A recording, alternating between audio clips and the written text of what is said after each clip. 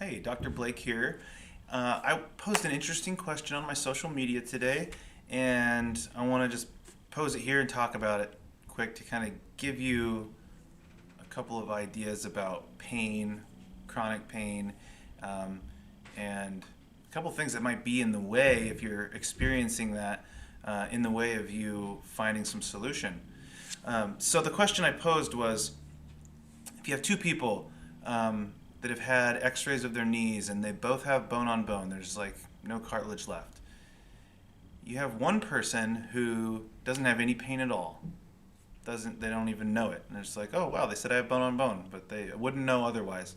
The other person has knee pain that alters their daily life considerably. I mean, it affects how far they can walk. It affects whether they can get up off the floor or down on the floor with their grandkids or their kids. It's always there. It's always something that's kind of in their way of them living their lives the way that they want. Um, why the difference? They both have bone on bone, right? I think this is an important example because it just illustrates that there are many different causes for pain. There are many different reasons why it could be there. And especially with imaging, relying on an image, it can be helpful, but a lot of times it can get in the way because then we blame what we're experiencing on because we were able to see something on the image, and that can be a little bit of a box that it can put us in. It can kind of keep us stuck because then if we think my knee pain is from this bone on bone, we're likely to not think there's anything we can do about it, which is not true.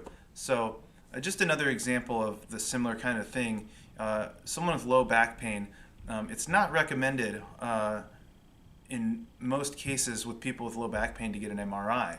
People used to do MRIs a lot. Well, what we found out was there's a lot of people that walk around that have bulged discs. Some of them don't have pain, some do have low back pain. Actually, the low back pain doesn't usually have anything to do with the bulged disc. Unless you see on imaging that it's, a disc is pushing on a nerve and you have symptoms right along that nerve, that's a different story. But most of the time, it's not really helpful to get imaging. So again, this illustrates that we have different reasons that we can have pain. And so first, if you're watching this and that has been you and you've had some imaging, what you're seeing may be contributing. Don't let it put you in a box. Don't think that there's nothing you can do. So I want to give a patient example. A recent patient of mine came to see me, had a car accident a number of years ago, and from that has a nerve that's being pushed on by a disc. It's being impinged. And some symptoms along that nerve, like down the sciatic nerve, all the way to the foot. Well, what's interesting when I'm examining this patient for the first time is that I can push so many other places around the area and distant places that hurt so bad on this patient that don't have anything to do with the nerve that's involved. And what's really interesting is where his back pain is the worst. It's debilitating to this person. I can push at a distant place. I can push down on his SI joint, or the sacroiliac joint. It's where the sacrum and the pelvis come together. I can push right along that, not very hard, and that is excruciatingly painful for the patient. And it actually recreates the pain in his back. He feels the pain in his back in that horrible spot, but I'm not anywhere really close to it. So, again, if I can do that and I'm not doing anything to the nerve, but the patient's saying that's my pain, that's really interesting. So it's important to have someone with the skills to assess some of these other reasons that you could have pain, because those reasons can be addressed. I'm not going to change a pinched nerve if that's really there. And that may be playing a part in what this patient's experiencing, but there's lots of other reasons this patient has pain, and I can address those.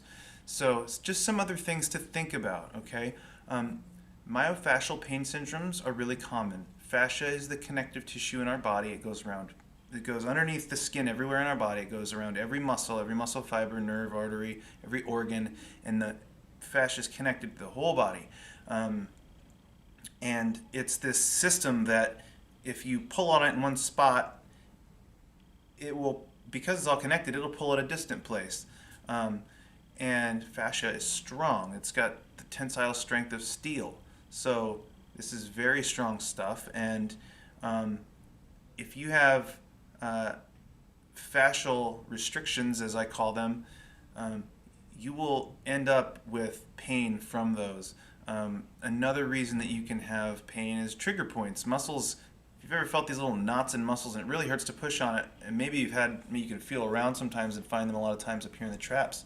If you push on one of those and you can feel it radiate up into your head up here, I don't get headaches very often, but if I do, it'll tend to be right over here, and man, I can always push around and find a trigger point that's radiating up there and creating it. So we can treat trigger points. We can do things in the visit to treat them. Maybe they won't come back, and we can do things to prevent them as well. Another reason that you can have pain is you can have small little nerve entrapments. The nerves are going through all this fascia that I was talking about, and the nerves, they're popping out of that, and they're right under the skin innervating. They're going down deep around the joints and everywhere else. So if there is any impingement upon those from fascia, you can get nerve pain. So you can treat the fascia that's tight around that, but you can also treat the nerves. Sometimes nerves, especially if they've been pushed on for a long time, they can be misfiring or they can be overfiring over and over and over. So sometimes we just need to break the cycle of the nerve firing and see if it'll reset on its own. So maybe we break the cycle a few times, and then it resets, and all of a sudden we don't get this constant firing. And it's now we address that, and the knee pain is a lot better. Doesn't matter that there's bone on bone. And other things that are important to think about that are connected to some of those ideas are our posture, how we're sitting, how we're walking, if we're doing any sports or running or anything, what's the ergonomics of that. Those all play a really big role. So I just want to put this info out there because I want you to kind of think about that there's a lot that can be done and a lot that can be looked at, and you just need somebody with the knowledge of this stuff and skilled hands to be able to really assess all of the different tissues in the different places that might be contributing, and to then be able to give you a pretty holistic plan to address all these different areas. I hope this just enlightens you a little bit into some of the ways that I'm thinking about pain, and feel free to comment, ask any questions. I hope that this kind of gets you excited, especially if you're having chronic pain, that you might have some other options out there. Feel free to reach out and ask me any questions. All right, take care.